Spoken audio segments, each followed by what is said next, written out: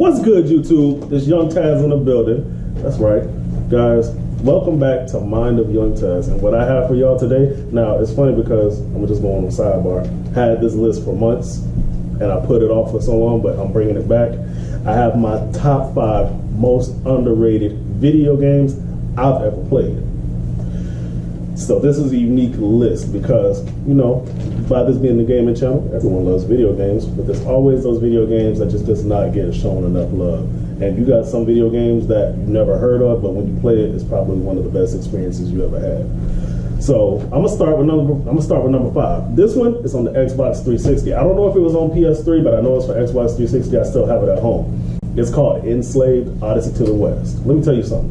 Graphics, gameplay, story. Everything you want in a video game nowadays to be great, it was. Now, I'm not going to spill the story, I'm not going to spoil it, but the game follows a guy named Monkey who was held in captivity. And then he escaped and encountered a girl named Trip, where as they tried to find civilization after a post-apocalyptic global war has ended. It's based off of, I did my research as well. It's based off of the 1950s sci-fi novel. So it's based off of a book, but they kind of tweaked it a little bit. And it's definitely underrated, and it was one of the most underrated and overlooked video games Xbox 360 has ever produced. Numbers did great, like it received universal acclaim. Not too many video games get that. With universal acclaim, I'm talking about like they gave it like IGN, and you know IGN and Game Informer, Metacritic, you know, they gave it like 95s, 96s, 97s. This game, my goodness. It is amazing. It is hella amazing. Definitely got to check it out. Number 4. You notice I be doing that. That's a Bullet Club reference. That's why I be doing that, so don't look at me crazy.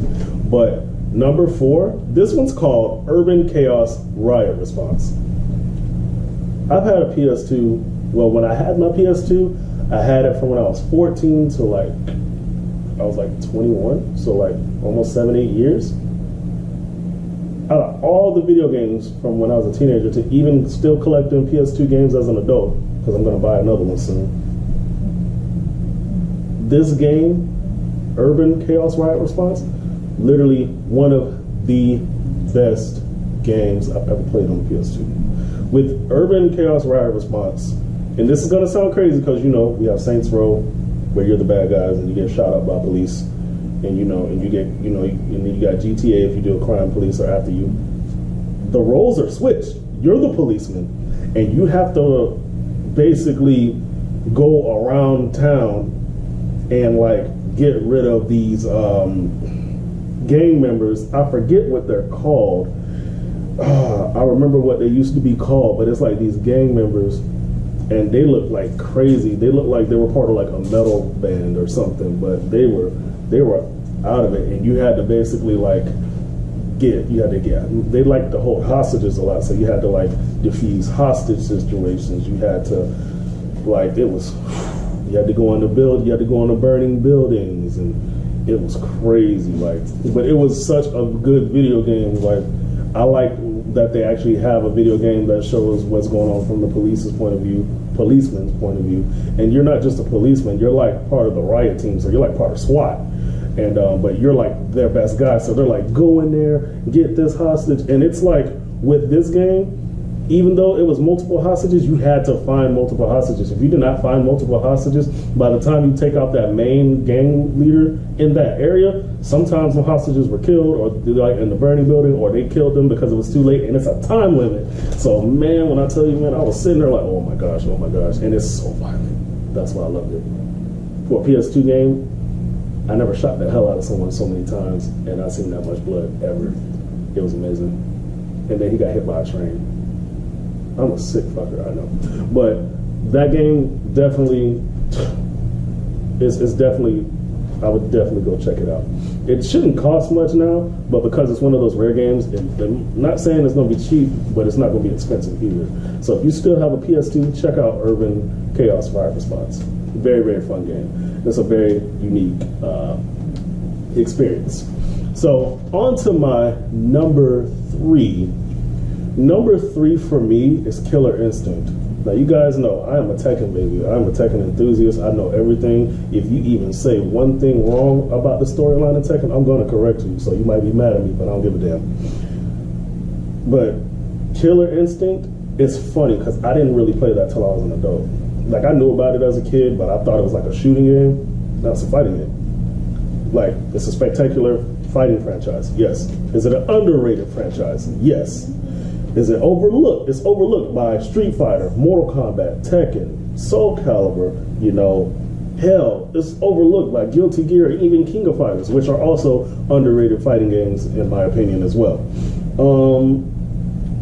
Killer Instinct was a part of the early fighting game frenzy back in the 90s. So before Tekken, this was a fighting game before Tekken, before, you know, Mortal Kombat.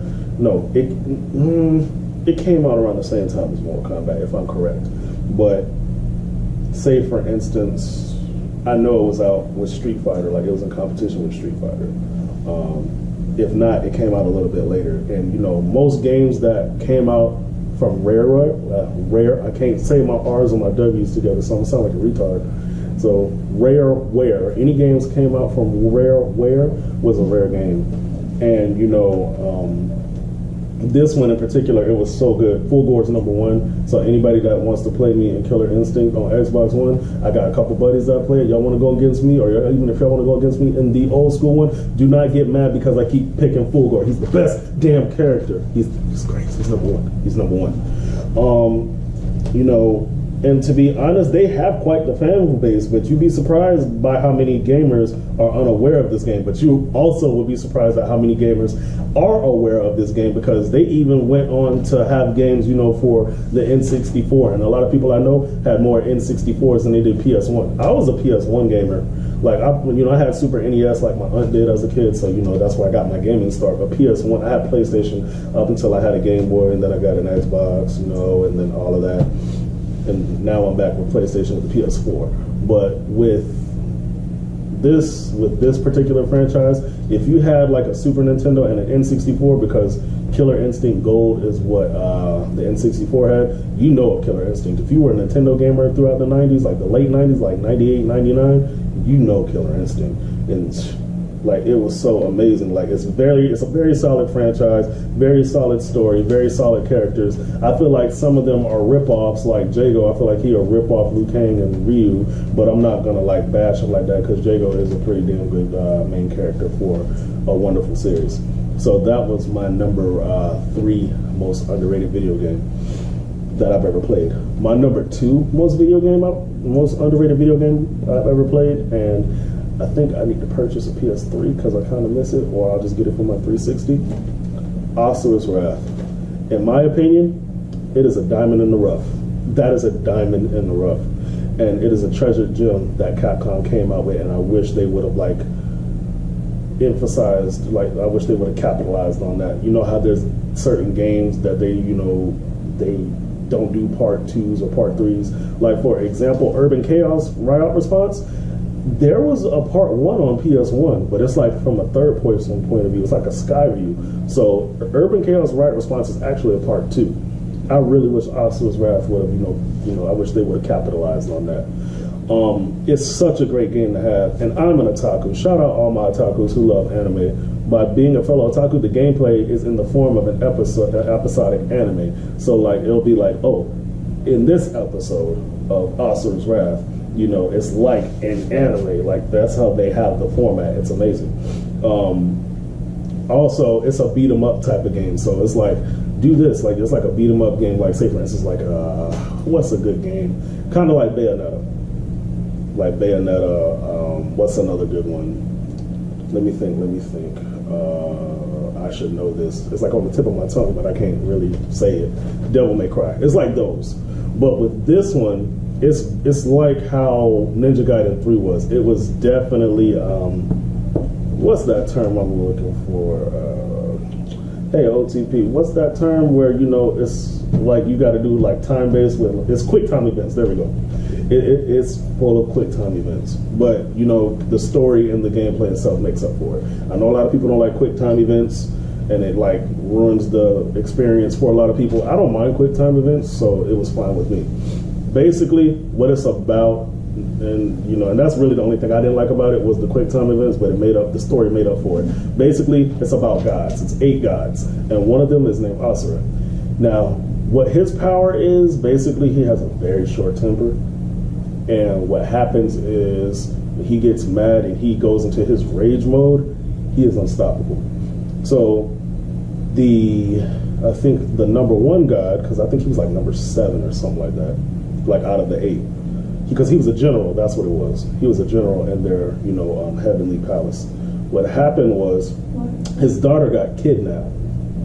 His wife was murdered. He was framed. He was framed for it. So he basically was banished from their kingdom, and he basically got like they live high in the sky. He was knocked out of the sky, and then he basically seek redemption. And who framed him was all the other gods. I forget the reason behind it, but it was something about him that they didn't like. He was just, it was like the perfect life. Like, he was a general, he had a loving wife, he had a daughter that was heir to the throne, and they just hated him, like, just out of nowhere. So basically, it's like Kill Bill. Everybody that set me up for failure, I'm gonna kill you. Basically, it's like the Japanese version of Kill Bill, except it's a guy, not a woman. Very, very wonderful game. I think you guys should look at it. For those who have Xbox Live accounts and you still have an Xbox 360 with the internet, check it out, because what's great about it is you can actually download DLC, and the DLC is you can take on Ryu and you can take on Akuma as foes, which is, oh my gosh, it's in the gameplay. It's amazing. It's amazing. Capcom has some diamonds in the rough, and that's one of them. Now, on to my number 1 most underrated game I've ever played. And this isn't even as a game, this is as a franchise, because I have part 1, I've had part 2, and there's multiple games that I think were very, very great. Bloody Roar. That's literally the most underrated fighting game, yet video game ever. Hudson Software really did their thing with this one. With Bloody Roar, and I'm going to explain it. How Bloody Roar works is it basically takes after lycanthropy, which is turning into lycans, aka werewolves, but they replace it with other animals. So say, for instance, I can turn into a tiger, THG Key turns into a lion, OTP turns into a zebra, things like that, for example. And in Japan, they call it Beasterizer, but here we call it Bloody Roar, and they call it Beasterizer when you change. And so instead of lycanthropy, it's called zoanthropy. And it was created by this evil genius, like this evil scientist, Busazima, who's a chameleon. And of course, the main character is my main, Yugo. So anybody that feels like you want to, cash me outside on Bloody Roar, give you them hands, 1, 2, 3 upper. I'm not playing with you. But the story is very great. They look out the lives of a whole bunch of people who are affected by this. Like Yugo, he's a kickboxer. Well, actually, yeah, he's a kickboxer. Then you have his little adoptive brother, Kenji, who becomes the new Buckaroo, who turns into a mole. Then you got Jenny the Bat, God of the Lion, Greg the Gorilla, and then you have Alice the Rabbit. You got her little sister, Yuriko, who's a half beast, basically a little kitty cat, and their mom was like, I think she was like a hippo or something like that. But I played the first game and I got bodied. So just because she like a hippo, I forget what she was, but it was goofy. But you're gonna die. You're gonna die. Period. With Bloody Roar, me and my cousin Omen, shouts out Young Omen, subscribe to his channel. He does like a lot of dance videos. He's a dancer. We grinded so much with this game. We still play it to this day. I'm talking about homies will go over his house. I'll be over there. We'll play Tekken. We'll play Smash Bros. They'll obliterate us. Or we won't get obliterated. We'll just lose. And we'll be like, bet you won't beat us in Bloody Roar. And they'll be like, what's that? They'll be like, we showed them what it is. Oh, another fighting game? Bet. Destroy them. Wax them. Like, ain't even no competition. Me and him put so many hours into that game. And it's still very fun to play. I love it. I love it, and I thank his dad, my uncle, for introducing me to that game like in elementary, like when I was a kid, and ever since, definitely one of the best and one of the most underrated games, and one of the most underrated fighting games I've ever played in life, period. I think I will introduce my future children to it I'm going to be like 65 still playing that game. The game was amazing. So altogether, those were my top 5 most underrated video games I've ever played, like ever. If you guys liked it, be sure to like, favorite, share, subscribe.